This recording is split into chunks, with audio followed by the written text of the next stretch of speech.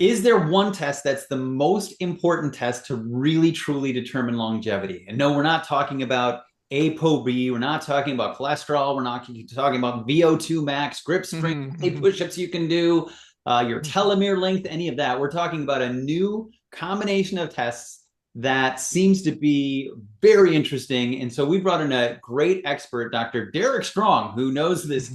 He's the expert for us. He's actually doing a presentation for us for our mastermind coming up to take us through this, help us understand why this is so important and why we should probably at least get this test done once. Now, it's my understanding that a big portion of this test can get corrected with just one single nutrient. And I believe that one single nutrient is vitamin B1. So, Dr. V, can you tell us a little bit about helping people understand whether or not they're at risk and need that? Right, right. And so, I mean, it has three primary, causes of mortality. Some of those three primary causes is vitamin deficiency, right? B1, especially we're going to talk about, but then pathogens, which means bacteria, virus, or parasites, or toxins. I mean, these are three heavy hitters if you're looking to extend your life or even more importantly, have quality to those years. So let's talk about some of the physical aspects of B1 deficiency so that, as you're listening, you, the listener, are listening, you can decide whether or not this might be a relevant test for you. In the book, The Headache Advantage, there's three types of headaches that come up very commonly. And so those headaches are either a left-sided headache, that means typically hydrochloric acid deficiency, or a bitemporal headache, that means estrogen metabolism compromise, and then tension headaches. Those are three very, very common headaches. The common thread for all three of those headaches is vitamin B1, the need for vitamin B1. B1 helps us break down estrogen. I had a patient just as I was leaving the office today asking about DIM or, uh, dimethylglycine to help break down estrogen, and B1 actually works even better to help break down estrogen or modulate that estrogen. So gals with the heavy cramps, or the cyclic headaches that come on during ovulation or during menstruation, that's typically estrogen metabolism. So vitamin B1 can be very beneficial, very profound for that person. B1 helps us make energy, right? So sluggish mitochondria. Dustin, you and I talked about sluggish mitochondria in this week's podcast when we were talking about methylene blue, because that's a lot of that, the effect of the methylene blue, if it were going to be beneficial. So we've got these key areas. Again, it helps us make stomach acid. To make stomach acid, we need calcium, we need thiamine, which is B1, we need zinc. So these are key nutrients to help us make stomach acid. If we're deficient in any one of those, we could end up B1, or we could, end up hydrochloric acid deficient. That's going to manifest as a left-sided headache, burping after you eat. Think that, the Italian pushing themselves away from the table. Oh, great meal, but that's signs of low stomach acid.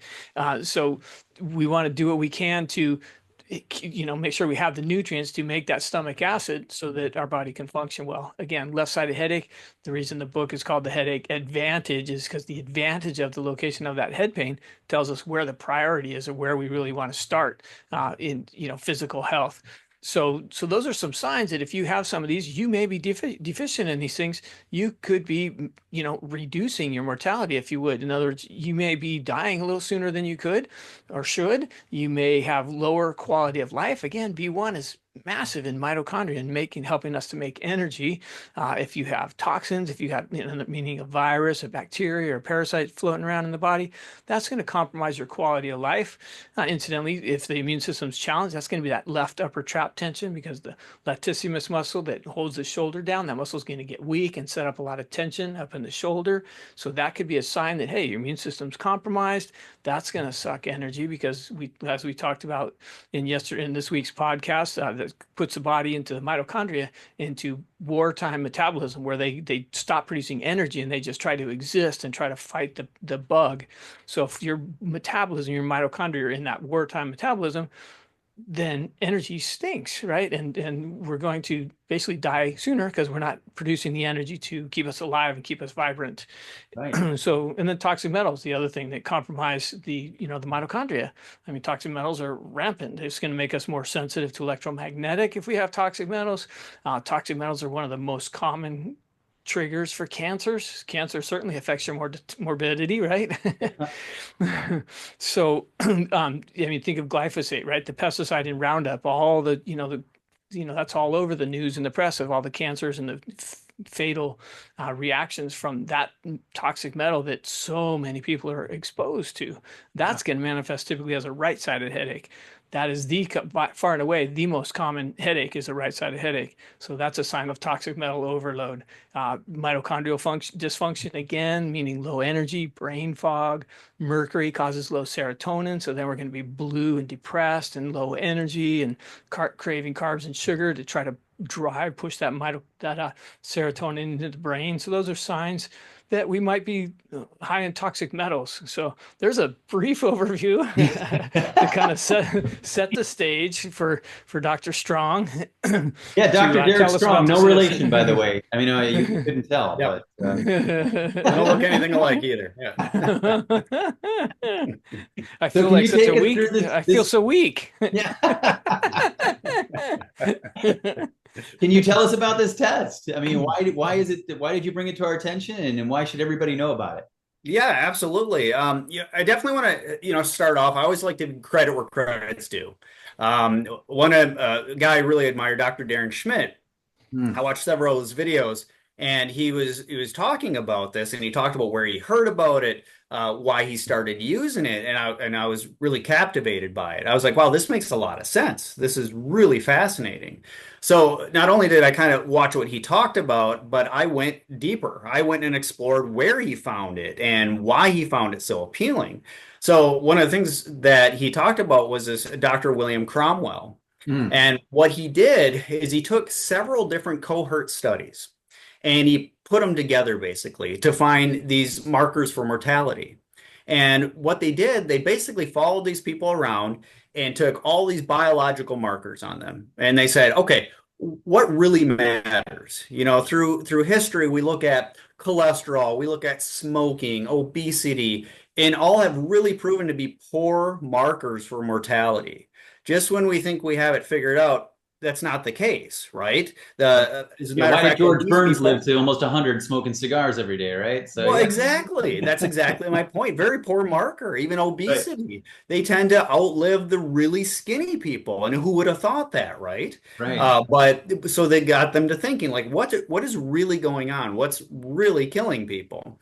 And so when they followed these groups around, they just took all these biological markers and put it together to determine, okay, of these people that died, what they died of, how they died, what were the markers that were actually high? And that's I'm kind of really combining it and condensing it into something really simple, right? So when they found these markers, they determined there's these 6 different markers that truly determine like your 5-year risk of mortality. And the higher the number, the more likely you're going to die within 5 years. And then there's different percent markers of how fast you're going to die. And so what they did is they grouped it into 2 different groups. They have it's called the MVx, or Metabolic Vulnerability Index. And part of it, is this a study you're talking about? This one here? Yeah, I'm not seeing on my screen too well there. Okay. Metabolic Vulnerability Index and novel marker. That's the one. Yep, absolutely. Okay. Absolutely. Right. So they measured these 6 different markers, but in 2 different categories. So the first one is the Inflammation Vulnerability Index. And what they measure is glyca, or glycoprotein acetylation. Now that's going to be a marker for inflammation and infection. Yes, Dustin. Great. Yeah. Whenever we say a big word like that, we always got to stop. Right. Give some of us who are less educated the terms that we understand. For sure, absolutely. Well, yeah, it's just that's why we simplify. It's like glyca, right? And it means what you're looking at is infection and inflammation. So Dr. V was talking about how crucial these things are to health. Like if you have these things, how great can your health be? Well, this is a marker that truly determines if you have it. Now, does it tell you what the infection is, what the inflammation is? No, it doesn't tell you the causal nature of it, but it will indicate that it's elevated. So we know if we run this relatively inexpensive test, typically it's around $135, right? How many tests? $135 for the test? $135. Wow. Okay. Like how many tests can you get to give you any real information that costs $135? A lot of functional people. throwing lots of money at these tests, Right. thousands of dollars for tests. So okay. Oh, all the time, right? Yeah. Yeah, you get people coming, they spent $10,000 on things. And unfortunately, a lot of times there's been no change to their health. And that's heartbreaking to hear. And Right. so when you tell them, hey, I'm going to run this test to at least lead me in the right direction. Would have been a better idea to just spend $10,000 on vitamin B1, right? Well, Speaking of, it's on that function health panel. You ran a few of those recently, Dustin. Are these Yep. markers included in that panel? So I think if you dive into them, I need to know better, but I know like C-reactive protein is one that's part of the inflammatory the markers that they're Right. looking for this. So I think you can put some of them together, but I don't think all of them are. Like glyc-A is a combination of a bunch of markers, if I'm not mistaken, right? Okay. absolutely. So okay, and is Okay. C-reactive protein is one of them. Mhm. Do you know what the others are that glyc-A is a combination of? Yeah, there's a lot involved there. I think homocysteine's in there. I think Okay. fibrinogen is in Yep. one of them. Okay. But a lot of the classic inflammatory markers kind of group together to Mhm. create that glyc-A. Yeah. So I'm guessing what you're asking, Dr. V, is you could cobble it together, I think, through Function Health, but Okay. I think there is a specific way that this data is presented when you get the MVx specifically tested, correct, Dr. Strong? Absolutely. Yeah. So it'll give you the individual levels of these 6 markers, and then it'll give you a number of your total MVx. Okay. So that risk of mortality. Okay. With that glyc-A, it leads you into a direction. Okay. So you know for certainly this guy has a high glyc-A. We know he has an infection. Is this And so then chart we that have you to shared go with to me? Do you want me to show it with everybody? Is this Oh, the one? sure, Okay, yeah. absolutely. Okay, cool. So this is what you see when you get the results. Is that correct? Is this chart here with all these red Yep, squiggly lines? there it is. Yeah, that won't be something that the patient will get, but that is a chart that you can put your numbers up against. Okay. So what I do for patients is I bring this chart up to them to show them their relative risk. So let's just say they score a 55, and I can scroll over to show them their risk of death within the next 5 years. I mean, it sounds terrible to say that, right? Yeah. Yeah. But it gets people's attention, and the thing is, it's so accurate that it's a nice way to kind of indicate to them that they really need to step up something and let's figure out what's going on with their health. Okay. So yeah, it's a really easy graph to read, and it really gets to the point across to the patient very quickly. And like I said, you can use your choice, right? If you find that infection and say you have a lab of your choice that measures opportunistic infections and you want to try to narrow down which one is involved, you can do that. I mean, it can be anything from a bacterial infection, a parasitic infection, viral, you can have a tooth infection, right? You can have all these different things, and then the next step is to discover where is this infection coming from, because we know you have one. Right. Wow. I just thought of a great way to get the price reduced for this test. Why don't we just have morticians sponsor it? Yeah, right. They want to call you up and get your number, right? Right. I mean, if you know you're going to be dying in 5 years, it's More time to leads. get your affairs in order. Yeah. Well, that's the beauty of it, is because we're armed to be able to actually make a difference. Right. When they did these tests, they didn't have any solution in mind at all. Wow. They even admit, they say, yeah, we know what this is. We know it's killing people with these markers. Do we know what to do about it? Not really. Let's make So a drug. is it really going to make a difference? Well, that's the beauty of functional medicine and the things we do, is because we're really armed to be able to do things about this. Right. If we're looking at an infection, yeah, medicine does have some ammunition against an infection, but there's always going to be a cost with any medicine. Take an antibiotic, for instance. Can it save a life? Absolutely. But at what cost, when maybe it's not a life-saving measure, it's just a measure to get that marker down. But then we have to, as we know, we have to rebuild the microbiome.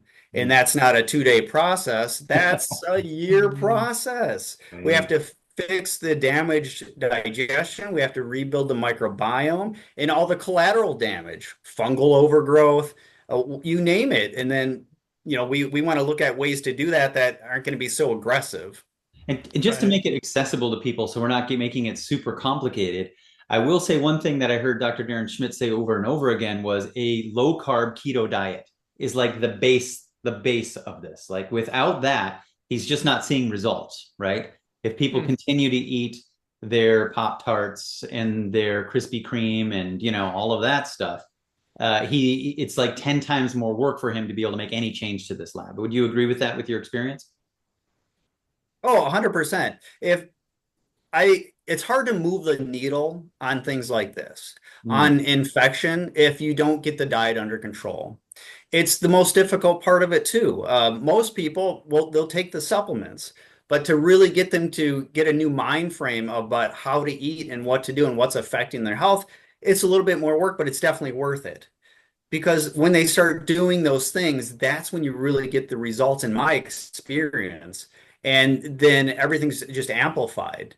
Things get better faster. But I 100% agree with Dr. Schmidt is if you don't control that food, how much success are you going to have for real? Right, right. Interesting though, Dr. V, what you're talking about with B1, that's one of the ones where even with a cruddy diet, I probably shouldn't say this on here, but you can still make a difference with supplements with B1, even with a cruddy diet. Well, let's talk about some options for people then, since we're there, right? We want to give people real life things that they can do. Like say they don't want to spend the money in this test, but the likelihood of them being low on B1 is pretty freaking high, right?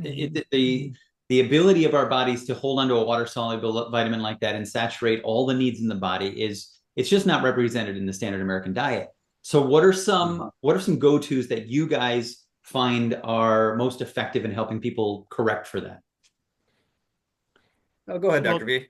Yeah, well, just the pill leaches B1. I mean, most of the side effects of synthetic hormones in general are leaching. Hormones, right? Basically removing synthetic hormones that so the birth contraception pill, or even HRT, but especially the pill, most of the side effects and the cancer sort of risks from something like the birth control pill is a B1 deficiency or B6 deficiency. So if they need that medication for their contraceptive needs or whatever, or unwilling to do something else, we can do an antidote functionally with Cataplex B, a good whole food source of thiamine to help reduce the side effects of the potential risk from a medication like that. You'd say almost anybody on any hormone replacement therapy, which is a huge group of people out there, right? Including birth control, all default, if they're not going to get off the hormones, definitely need to be taking a vitamin B1 supplement of some sort. Yeah. Okay. And you said Cataplex B is one of your favorites. Yeah, for sure. Or B6 would be the other, B6 niacinamide in the SP lineup is another very common one to be leached or compromised by synthetic hormones. And so all of those, a lot of the risk there is because the methylation pathway becomes inhibited from trying to detox that pathogen so much. And methylation activates the tumor suppressor gene, right? So if we're suppressing the gene that activates the tumor suppressor, functions as tumor suppressor, then we're opening that big ugly door. So I mean that's a big paradigm. It's when we're talking about longevity and so on with a test like this. So that's a potential place to start is you get some of these things corrected, get the inflammation corrected, get the blood sugar stabilized, then you don't need the pill, right? I mean, most of the time people are gals are taking synthetic hormones just to compensate for the fact that they're eating too much fruit. I mean, or too much sugar. It's a very easy fix typically, but yet they're taking assuming big risk to compensate for potentially a very easy little lifestyle change. Now, and Dr. Strong, what do you use for B1? Because I didn't want to open a whole different can of worms here, but I know that you've done some investigation into something called benfotiamine, a fat-soluble vitamin B1, and TTFD. Do you have to go with one of those to really get corrections on these labs, or can you get there with like a whole food Cataplex B or B6 or maybe Cataplex B core from Standard Process? I don't know. What do you think? Yeah, no, that's a great question. A little early for me to tell with the changes in the labs. I've done a lot of labs so far. I haven't done any post labs to find out correction. But the interesting with B1 deficiency is that in my experience, blood tests are very poor indicators Yeah. because you can have a really organ-specific deficiency in B1. So you might show adequate levels of B1 where your heart's demand for B1 is really high for whatever reason. I don't have the answer to that, but someone can have an organ-specific deficiency. And so I have been more recently, last few months, I have been doing some mega dose. I use a product called Thiomega and Thiomax from a Dr. Elliot Overton. He's out of France, but he's from the UK, and he does a lot of educational videos on thiamine, on the different forms of it too. So what I never do a synthetic by itself though. Because anytime I do a mega dose, a synthetic, I'm always going to pair it with things to help negate any side effects that might occur. Because if we're mega dosing, the demands are going to go up in other areas. For instance, magnesium. I always do magnesium, potassium.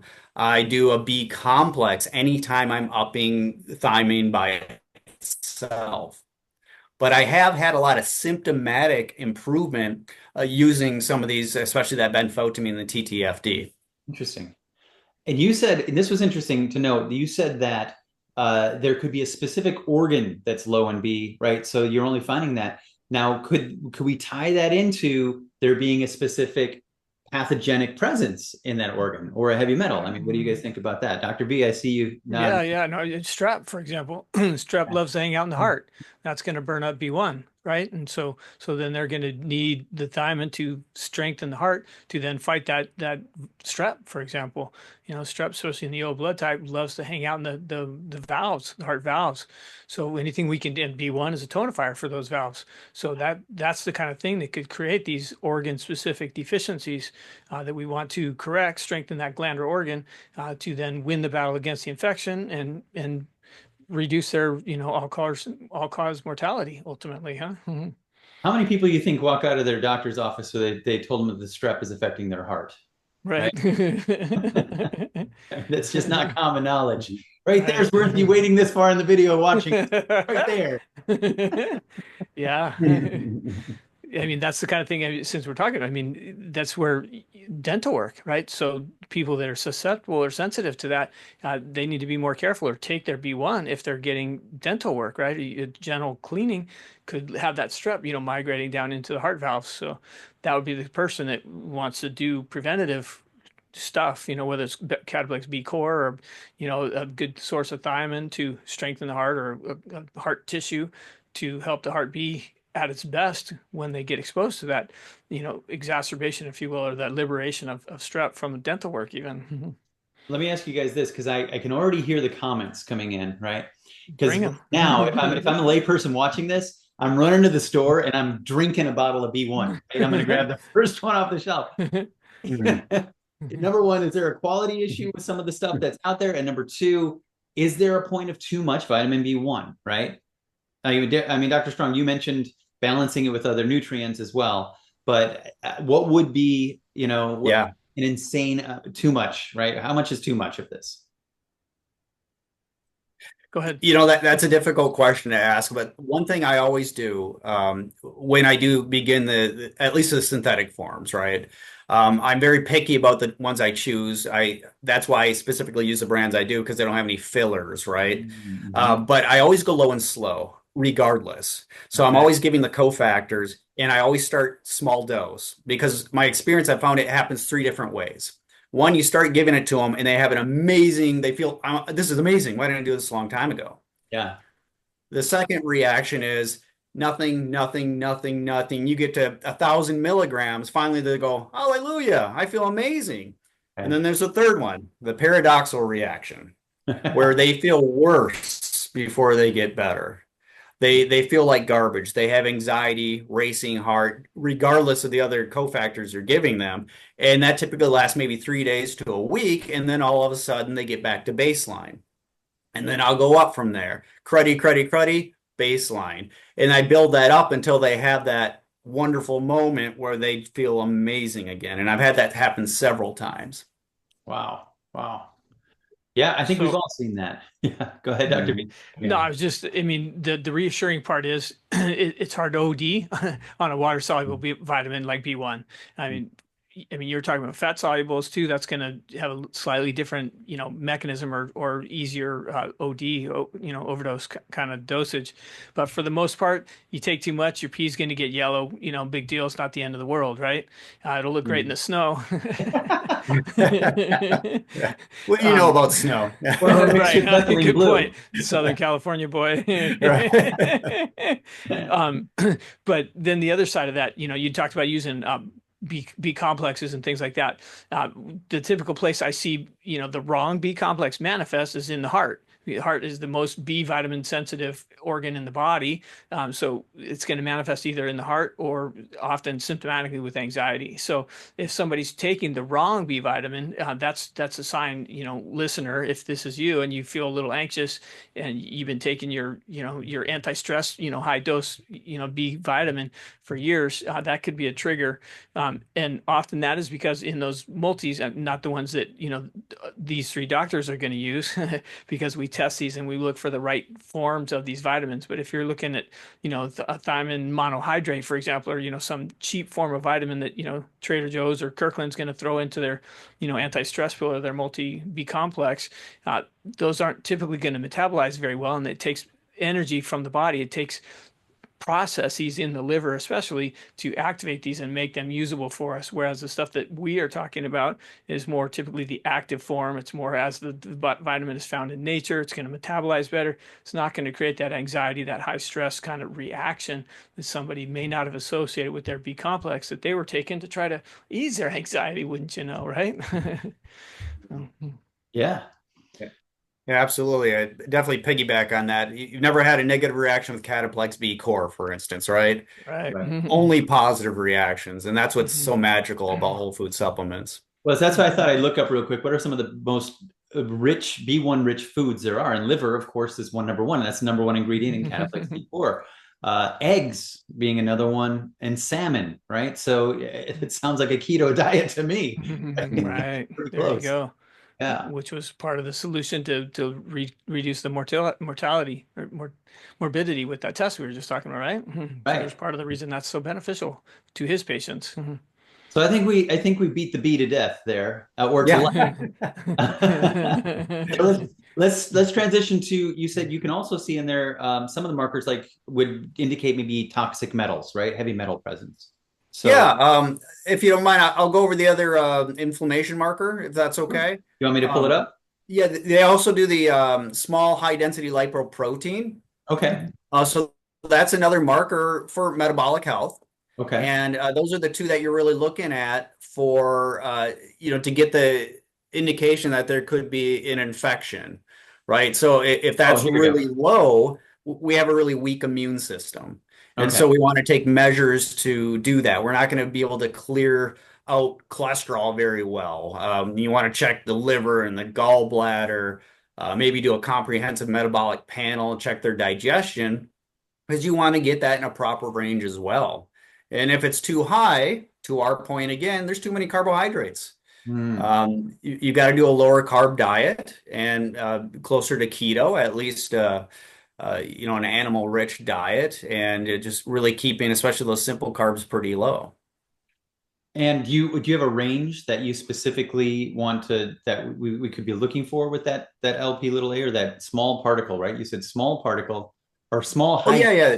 The high density lipoprotein. Yeah. The lab ranges on there, let me see, they indicate between 11.5 and 21.6.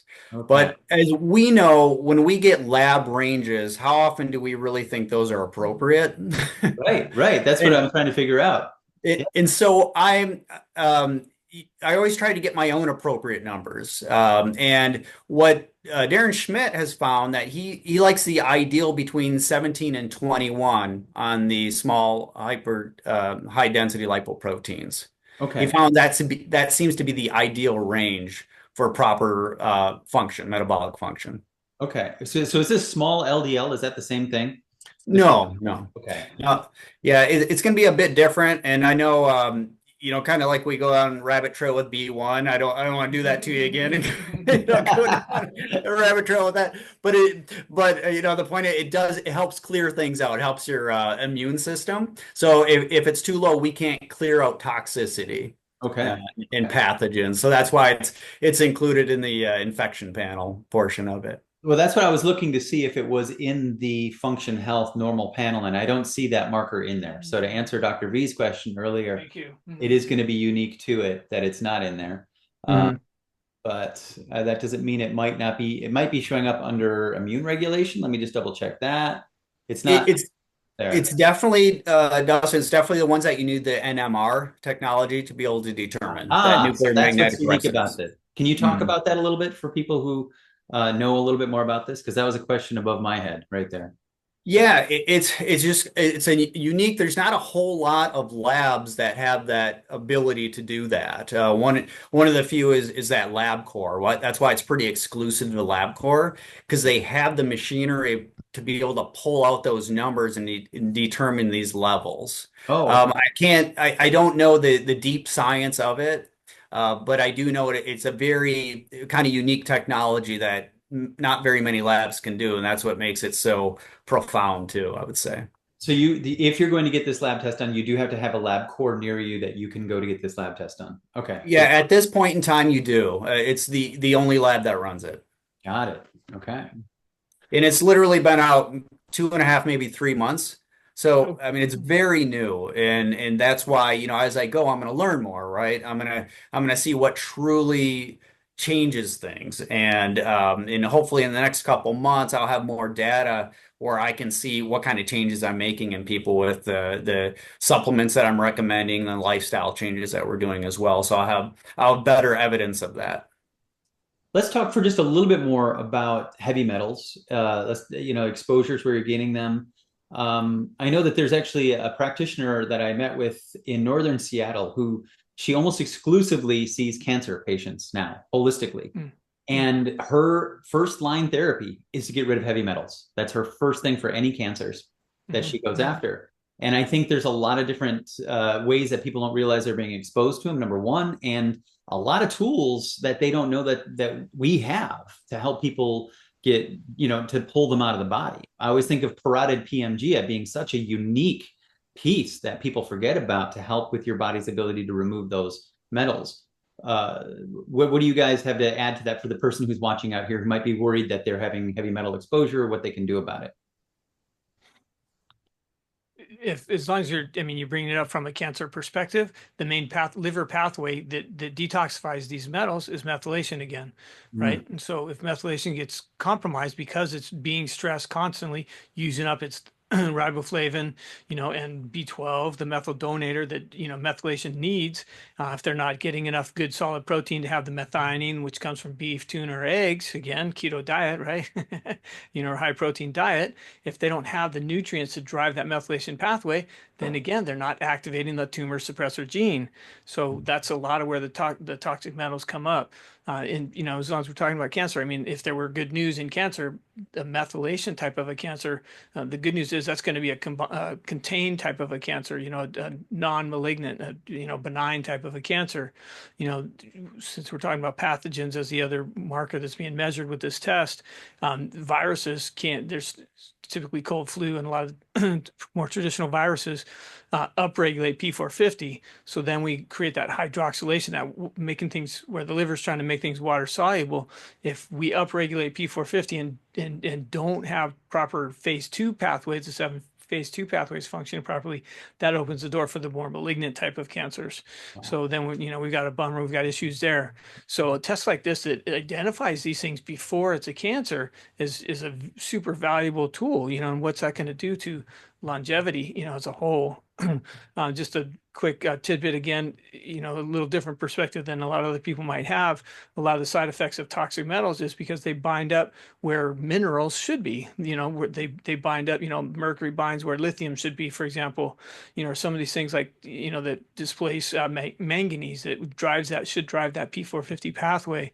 If we end up minerally deficient, so those enzymatic pathways, those anti-inflammatory pathways, digestive pathways, neurotransmitter pathways get compromised because we've got these metals compromising the way that the normal physiology, that's where we get into trouble. So part of my protocol to displace, to get rid of some of these toxic metals, yeah, look at, parotid, right? yeah, look, parotid, chelate, chelico, or, herbs, um, cilantro, is a simple food. Mexicans had something going there, doing that to bind them up. But yeah, get the minerals going to saturate the tissues so that there's nowhere for those toxic metals to bind up and compromise normal physiology. Right.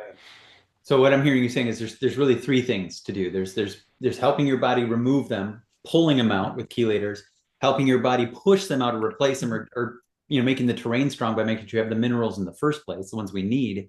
Right. And third, reducing your exposure to where they're coming into your body would be right. Maybe we should put that in the other order. Let's get rid of the toxins for there you go. figure out where they're coming from. Right. And I think a lot of people don't realize that's the importance of organic. When I learned about arsenic being in apples, if they're not organic, or apple juice or apple sauce, right? So many people are giving that to their kids and they have no idea that that's another place that they're getting heavy metal exposure in a lot of these. My substantiation, my quote for organic is cheaper than chemo. Absolutely. Right, makes a point. There you go. That's the bullet point for this whole talk. Yikes. Yeah. Well, it's a great segue into the third marker that the MVx measures. It's citrate. Okay. High citrate's going to determine level of toxicity.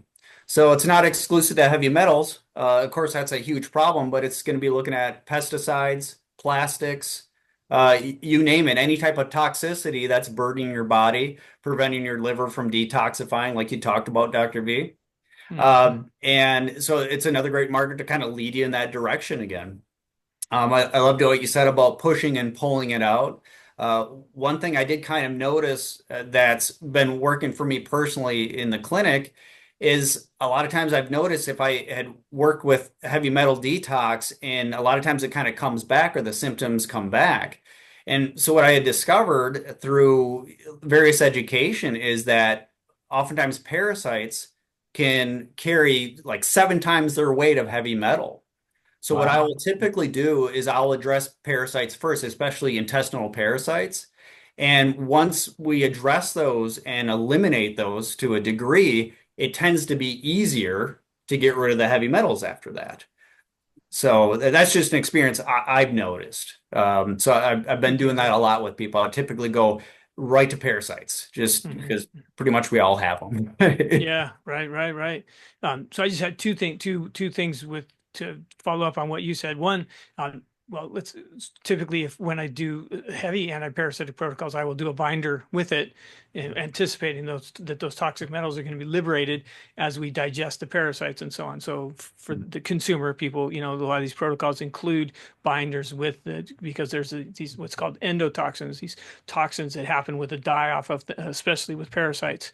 And then second, Derek, excuse me, not being familiar with this test, it measures citrate, but does it get into what those toxins might be, or does it just basically tell us that there's a toxin load that we then would have to look deeper? Correct. Yeah. It tells you there's toxicity.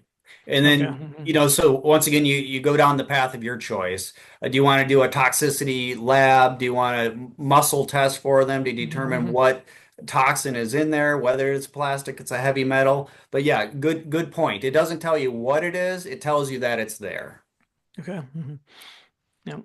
Great. Go ahead. Sir. No, I was just going to say we didn't really get deep into solutions for that, other than obviously working with one of us to help determine what that would be to get rid of it. We just want to caution anybody who's watching to just run out and do a heavy metal detox. Right, because there's a lot more nuance to it than that, for sure. Big, just get me all excited.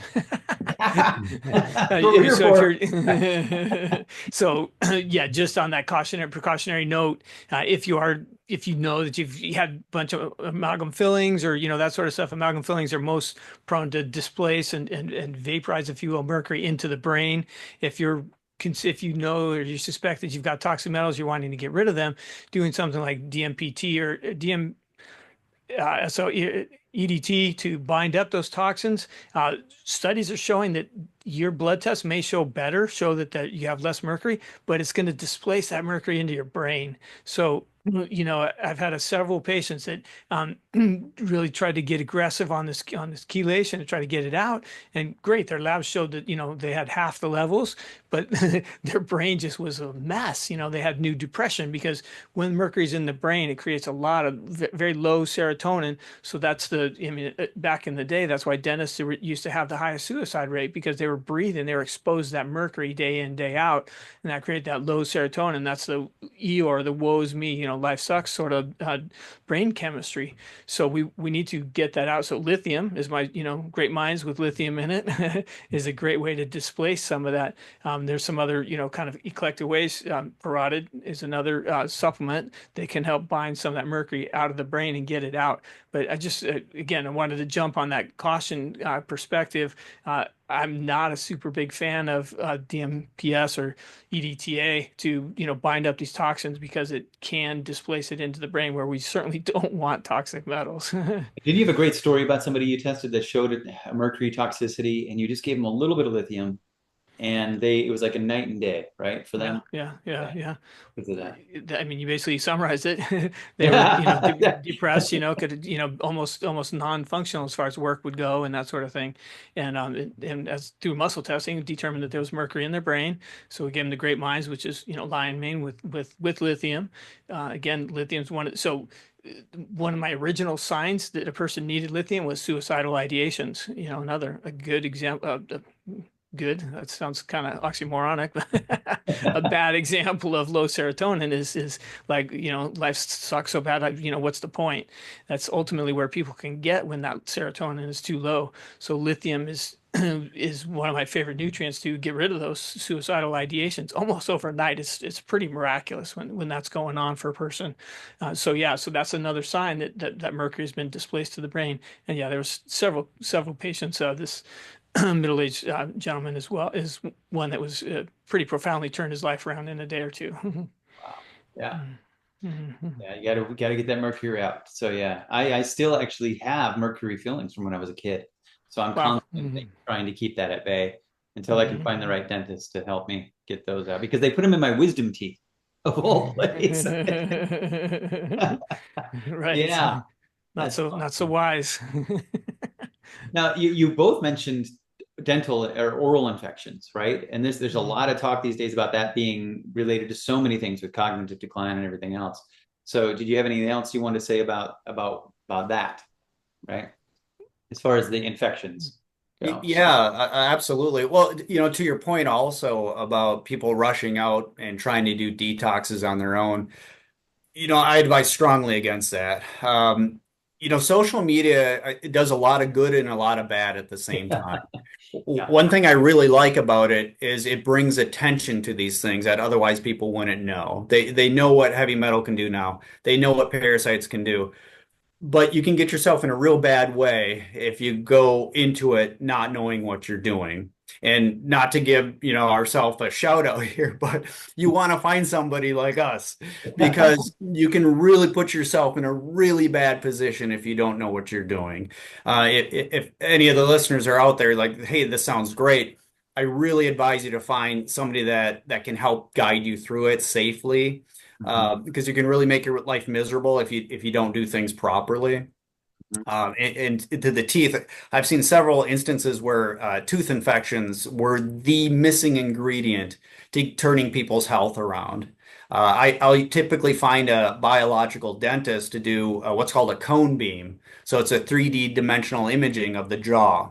And so they can find these hidden infections. You may have zero symptoms, obvious symptoms, like your tooth doesn't hurt, but they'll find a really nasty infection.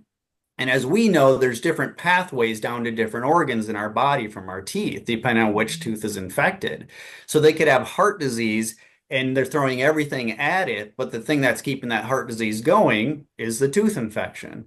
So anytime I suspect that, and we're all muscle testers here, when we find something going on in there, I'm really adamant about patients getting that checked out at a biological dentist to determine what's going on there. And sometimes, unfortunately, it involves pulling the tooth, doing ozone, getting that cleaned out. That's really the only answer sometimes. Yeah. Now, didn't you just tell me a story about somebody the other day that's the one thing that's keeping her from getting well, right? Is Yeah. she hasn't addressed that part yet? That's the one thing. She's been a patient for about 3 years. Okay. And we've seen wonderful changes. Does awesome. But the second she gets off her protocol and even cheats a little, things start to come back. And I've been telling her for about 2.5 years that she needs to go get that tooth checked out. Every time I muscle test it, it's a problem. Wow. She's not done it yet. And I just talked with her the other day. She finally said, okay, I'm going to go do that. So I'll be able to report back to you what we find out. But that is the thing that is keeping this woman ill. And I'm 100% convinced of it. 100%. Wow.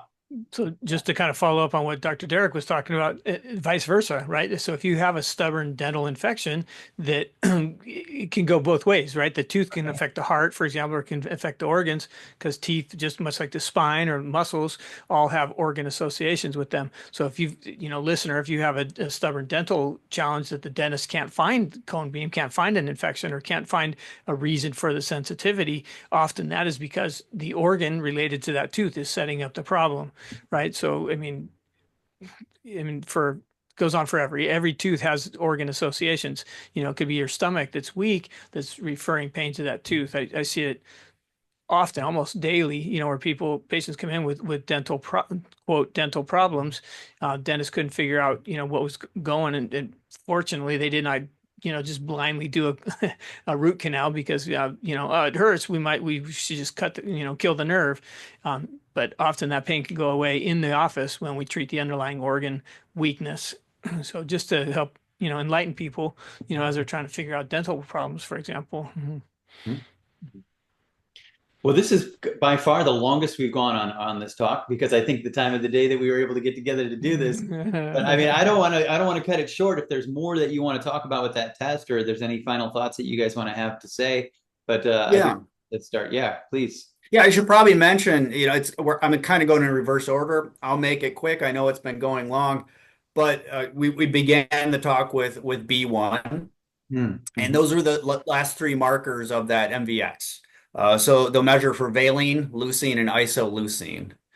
So based on the levels that you're at, it can indicate if the need for B1, and that's what I love about this test, is because typically blood markers for it are terrible, but these will indicate if you truly have a B1 deficiency, and then you can have measurable changes pre and post on this. So yeah, I know I'm circling back to the beginning of the conversation, but that's another part that really excites me about it. Just think about that. Of these 6 markers that are the true test for mortality, 3 of them have to do with B1. Wow. And this is interesting to me, though, because, you think amino acids, a lot of people take amino acid supplements, they take their branch chain aminos, they do all these things, and they think, well, why would there be any problem with that? So why is that? Do you know why these being high in the blood, or it's high, right? When they're too high, that's the B1 deficiency? Yeah. Because they belong in the cell. So when they're getting too high, it means it's spilling over. And so we need that B1 to clean it out, to be able to keep it where it belongs. Otherwise, if it's too high, we're kind of toxic in a sense, and that B1 will drive those numbers back down. And we can have some same issues when it's too low. Too low, it's gonna indicate malabsorption, right?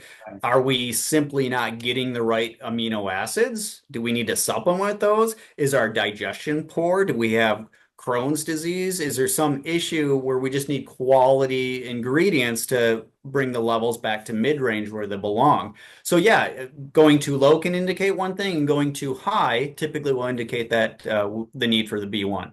Check it out, Dr. V, and he talks about methylation and sulfation on there. Look at that. So there it is. Which is, ironically, the subject of our next Truth or Trend coming up is methylation, the deep dive. So for those of you who may have gotten lost with that during this week, stick around for next one, because we'll get into that. Yeah, that I forgot about that being the aminos. So those are the tests altogether: the amino acids, the citrate, right?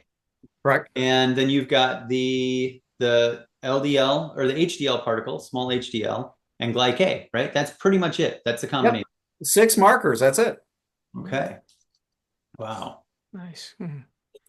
All right. Yeah. Guys, thank you so much. I mean, this is a lot of information. It's really interesting. It's cutting edge. There's not a ton of data out there on this. In fact, you couldn't even get this test run until very recently, right? You couldn't even order this test because it's so unique. So, Dr. V, Dr. Strong, thank you. Any last thoughts for those who've been watching and stuck with us this long? Like, what should be the next thing that they do after watching this? Well, I would say be empowered. If you do get the test and it comes back lousy, use that as take advantage of what little subtle hint there as you buy the book. Right. Take advantage of what this is telling you, What right? kind of advantage are you talking about? But take advantage of the information, use it as a kick in the behind to stay nice. Use it as a kick in the butt to get your act together, right?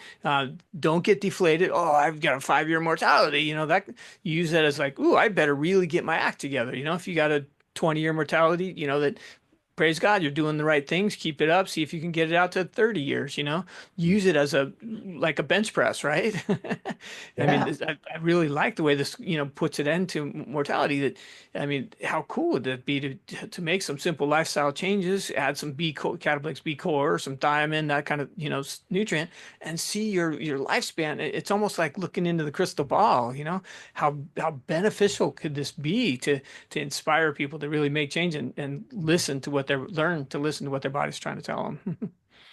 Dr. Strong? Yeah, I think he said that beautifully. Really, I always encourage people to be empowered, just like he said. Don't use it as a scare tactic. Use it as, hey, okay, I need to work on this, and that's a great thing. We know what to do to fix it. Look at it as a report card for us, right? How are we doing, right? We'll be able to measure it again. Is our report card getting better? All right, we did our job. Yeah. Well, and I know that some of the doctors who are part of our mastermind group do watch these regularly. So I just want to encourage everybody to know that Dr. Strong is going to present on this for us. So come with your questions. Be ready to for us all to have another deeper conversation on this test. And for those of you who are watching, again, leave the questions in the comments, right? So that we can create content that's going to educate you and empower you so that you aren't being left in the dark. And we're trying to keep this cutting edge and keeping the guidance and the advice that we're giving cutting edge as well. Plus, we got to wait around and see Dr. Strong's results, right? The post results. I was going to say, is the follow-up test going to be far enough in the future that Dr. Derek can have a follow-up test done by then? Yeah. Well, and I don't know. By then, when are we doing that? When are we doing that mastermind? I think it's in like it's about, you got about a month. You got time. All right. Yeah. I got time. Yeah. Don't worry. It's after you get back from vacation. So see if I have any credibility here, right?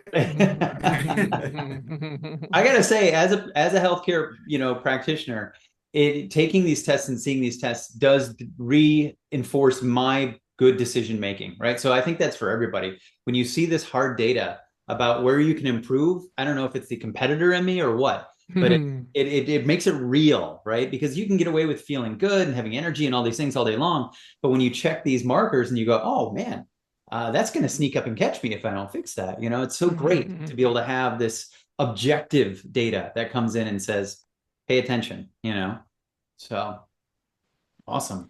For sure. Well, guys, if you don't have anything else you want to say, Dr. V, go ahead. No, I was just thank you great for having me. I appreciate it. Yeah, thank you both. This is so much fun for me. I hope this is fun for you guys watching out there.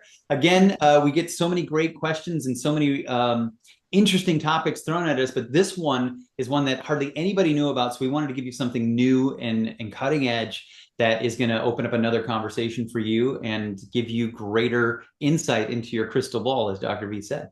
So thanks for watching, guys. And we'll see you in the next video.